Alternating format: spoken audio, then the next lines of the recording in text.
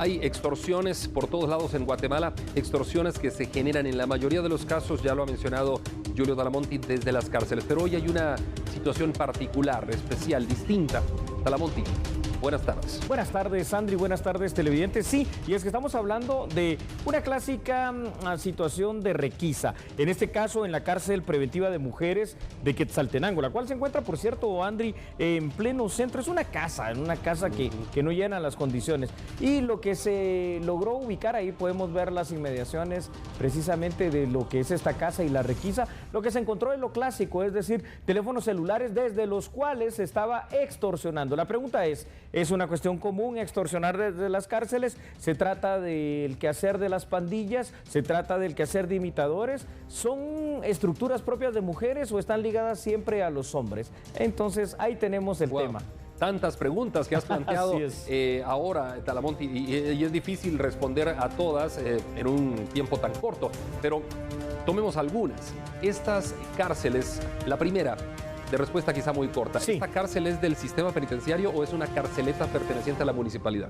No, esta es una cárcel que, si bien tiene guardias del sistema penitenciario, no es parte de las 22 cárceles como tal. Es decir, estas carceletas son cuidadas literalmente por Policía Nacional Civil. Sí, ok, Talamonti, segundo, ¿qué tipo de presas, en este caso de privadas de libertad, hay en esa cárcel? ¿Son pandilleras o son no pandilleras? Sí, para empezar es una casa en el centro histórico de Quetzaltenango, no llegan los requerimientos de seguridad mínimos y aquí hay todo tipo de privadas de libertad, Andri. La cuestión es cómo las están controlando, que vemos que evidentemente, como en todas cárceles, no existe el control. Entonces hay desde pandilleras hasta cualquier otro tipo de privadas de libertad. Talamonti, lo lograste tú, lo has dicho en más de una oportunidad acá, cuando fuiste director del SP. ¿Qué tan difícil es lograrlo ahora? Me refiero a bloquear la señal de estos aparatejos para que sencillamente no haya una comunicación hacia y desde las cárceles. Gracias, Andri. Fíjate que en el año 2009, ya lejano, ¿verdad?, cuando tu servidor fue director general del sistema penitenciario, se logró bloquear la señal celular en 11 cárceles y la inversión realmente fue mínima para el beneficio, considerando que el beneficio se tradujo, Andri, en que, medido por la Embajada de Estados Unidos y la CICIG de aquella época, se logró un 62% de disminución de índice de extorsión en Guatemala. Quiere decir que, aunque no sea la panacea ni la solución completa, es parte integral de la solución que hay que hacer. Pero si no controla las cárceles y la extorsión que sale de esta manera, mira, hoy se hizo esta requisa, hoy estamos hablando de eso, y mañana ya empiezan a entrar los teléfonos nuevamente para extorsionar. Correcto, Talamonti, y es que eso es el tema de nunca acabar, es un círculo vicioso que está, realmente esa es la palabra, está viciado ya en el país. Talamonti, el sistema penitenciario necesitaría invertir algo más en departamentos tan grandes como Quetzaltenango para sacar estas cárceles del casco urbano y hacerlas diferentes. Sí, André, porque hablamos que en Quetzaltenango, bueno, hay una cárcel oficial, ¿verdad? Una granja de cumplimiento de condena. Sí. Todos sabemos, nos estamos refiriendo a la granja Cantel. Pero fuera de eso, en el pleno centro de Quetzaltenango se encuentra esta carceleta, llamémosle así, de mujeres y la carceleta preventiva de hombres. Pero no llenan las características de seguridad, no llenan las características, no solo de seguridad para las privadas de libertad que no se salgan, sino que para las personas que viven alrededor. No llenan las características estas casas, inclusive de la tecnología que se necesitaría para poder controlar esto, y además no es sano que esté en pleno centro histórico. Hay que variar esta situación. Claro, y Talamonti, y retomando las palabras que decías tú hace menos de un minuto. Dime. Hoy se requisa, hoy se incauta todo esto, se decomisa, pero mañana vuelve a entrar. Entonces, ¿por qué se da eso, Talamonti? De nada sirve un SP diferente si esto pasa constantemente. ¿Sabes qué es lo que pasa, Andri? Que en el sistema penitenciario hay toda una cultura de corrupción. Tenemos nosotros que decirlo claramente, y esta cultura de corrupción se ha venido manifestando a lo largo de años, de décadas, te diría yo, pero cada vez se ha ido acrecentando más, a tal punto que son literalmente y en este caso las privadas de libertad, quienes guardan literalmente realmente el control de las cárceles. Esto nos lleva a pensar en una situación, Andri, es decir, toda estructura criminal que de pronto cae presa, y esto lo hablaba hoy mientras regresaba de uno de los municipios de Guatemala, Villa Canales, por cierto, saludamos toda la gente que mira ahí TN23. Hay cárceles donde la gente no se va porque no quiere, y aquí estamos hablando precisamente de estos casos, o estamos hablando del caso de Mazatenango, donde el techo de Duralita, ya quemado por los años, pues lo puedes romper literalmente con la mano. Entonces, que si no se van es porque no quieren. Para muchas personas, sobre todo quienes integran las estructuras de maras y pandillas, resulta ser más seguro estar delinquiendo desde la misma cárcel. Es complicado. Increíble. Es complicado el tema del sistema penitenciario Talamonti, pero pensé yo, y tú nos aclaraste ya, pero si lo puedes poner pues un poquito más claro sobre la mesa, porque la pregunta yo no la formulé, pero pensé que estas carceletas, que no eran parte de las 22 cárceles del SP, no eran controladas por los privados de libertad, pero tú ya lo has dicho. Igual, ahora, ¿no? Son controladas completamente. Es lo mismo. Es exactamente lo mismo replicado en pequeño, y es por la falta, obviamente, primero de la capacidad tecnológica, de la capacidad operativa, de la capacidad que puede tener en entrenamiento y preparación un personal, pero también por la alta corrupción que existe, que esto ya es un problema estructural de toda cárcel en Guatemala.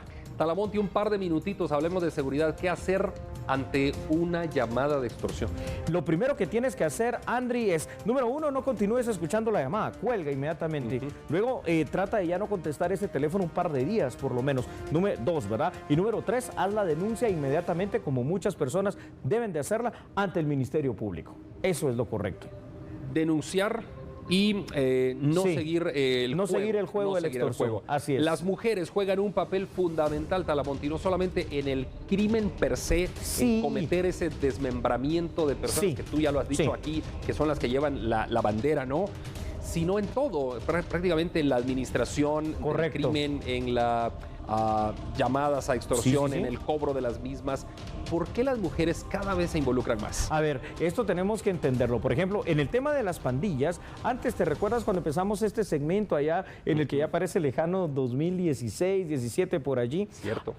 Resulta la situación de que más o menos el 46% de las pandillas estaba integrado por mujeres. Pero al día de hoy, probablemente esto ya haya llegado al 50%, si no es que hay más mujeres ya dentro de las estructuras criminales, directa o indirectamente. ¿Por qué? Porque no es solo que sean pandilleras y que de alguna manera llamen para extorsionar, cobren para extorsionar, se dediquen a los desmembramientos, sino que muchas veces están también dedicadas en estructuras paralelas, afuera de la cárcel y afuera de todo esto, para poder apoyar a quienes utilizan esta situación de la extorsión como delito. Y no digamos en las estructuras también de los denominados imitadores, donde muchas veces precisamente para despistar se utilizan mujeres, porque tú piensas que siempre un extorsionador va a ser un hombre, y resulta que ahora pues ya la mujer está incursionando en ello. Talamonti, escuchándote hablar y a manera de conclusión, podríamos hablar de que en Guatemala, en un espacio corto de tiempo, ¿podríamos estar hablando de un matriarcado en las pandillas o todavía? Definitivamente que sí, y esto lo podemos ver